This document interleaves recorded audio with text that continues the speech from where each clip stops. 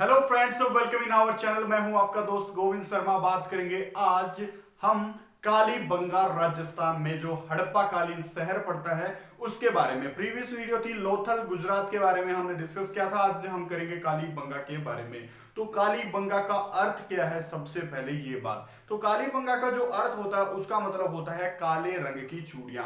तो काली चूड़ियां और कालीबंगा कहां पड़ता है, सबसे पहले राजस्थान में। कालीबंगा का अर्थ क्या है, काली चूड़ियां।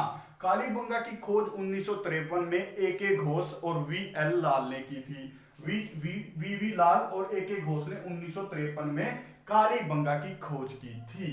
और यहां से एक क्वेश्चन बिल्कुल ठीक बनता है। देखो क्या था, जो हड़प्पा कालीन नगर थे, मैंने जब नगर व्यवस्था नगर नियोजन आपको पढ़ाया था उसमें एक बात मैंने आपको बताई थी कि जो पश्चिमी हिस्सा था किसी भी शहर का तो उसका दुर्गीकरण किया गया था। लेकिन कालीबंगा एकमात्र ऐसा शहर है, एकमात्र ऐसा शतल है जहां पर क्या किया गया, पूर्वी हिस्से को और पश्चिमी हिस्से को अलग अलग दुर्गीकरण किया गया था।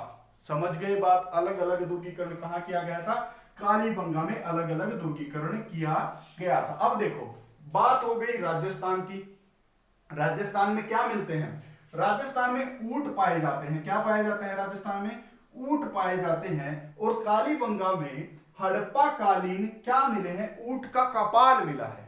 ऊंट का क्या मिला है, सिर मिला है, सिर का हिस्सा मिला है। और उस हिस्से की क्या किया गया, उस हिस्से का क्या किया गया, ऑपरेशन किया गया है, उस हिस्से की चिकित्सा की गई है। तो ऊंट कहां से मिलेंगे, राजस्थान से। अगर पजल हो जाए तो ऊंट के कपाल कहां से मिला है जिसकी चिकित्सा की गई थी, तो वो मिला है कालीबंगा राजस्थान से। अब क्या हुआ, वो जो चिकित्सा की गई थी ना, वो जादू टोने से की गई थी। आप याद रखें ये बात, जादू टोने से कपाल। देखो मशीनरी तो उस टाइम पे होती नहीं होगी, तो जादू टोने से ऊंट के कपाल की डॉक्टरी कहां पर की गई है, कालीबंगा राजस्थान में की गई है। बात ठीक है, इतनी बात शायद आप समझ गए होंगे। अब इसके बारे में बात करेंगे। ठीक, घग्गर नदी के किनारे कौन सा शहर था हड़प्पा कालीन, तो वो था कालीबंगा राजस्थान था।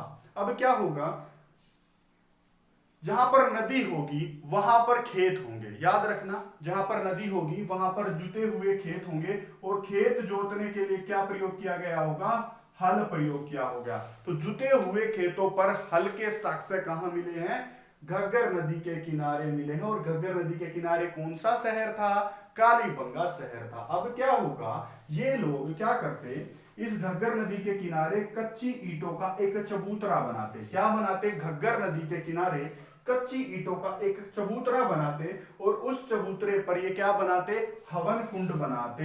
हवन कुंड में क्या करते, लिंग पूजा करते।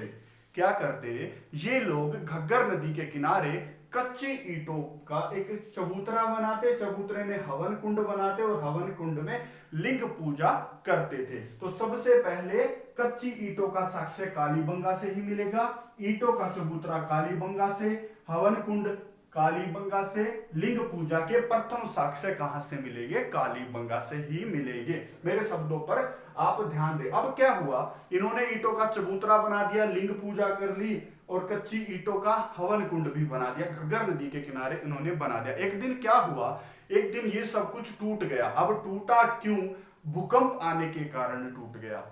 अब भूकंप आने के प्रथम साक्ष्य भी कालीबंगा से ही मिलेंगे। तो घग्गर नदी के किनारे मैंने आपको बताया क्या हुआ था, घग्गर नदी के किनारे खेत जोत दिए किसी ने। खेत जोतने से क्या हुआ, मिट्टी मिली और मिट्टी से उन्होंने कच्ची ईंटें बना दी और कच्ची ईंटों से उन्होंने एक चबूतरा बनाया और चबूतरे पर हवन कुंड बनाया और हवन कुंड पर लिंग पूजा कर दी। और लिंग पूजा ये सारा तामझाम एक दिन भूकंप आने से टूट गया। इसलिए क्या हुआ, ये सारे साक्ष्य हमें कहां से मिलेंगे, कालीबंगा राजस्थान से ये सारे साक्ष्य हमें देखने को मिलते हैं। आई होप ये वीडियो कालीबंगा की आपको पसंद आई होगी। अगर वीडियो पसंद आ रही हो तो इस चैनल को लाइक और सब्सक्राइब करना न भूलें। धन्यवाद।